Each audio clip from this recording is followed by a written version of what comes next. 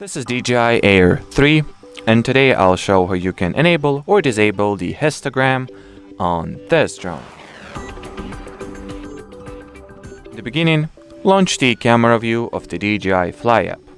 Next, tap those three dots to launch settings, then here select the camera category, scroll down a little bit, and here is your histogram toggle. So that's how you enable it, and you'll get this little convenient histogram thrown on your screen, so you can know at all times whether your exposure is good, is set correctly or not.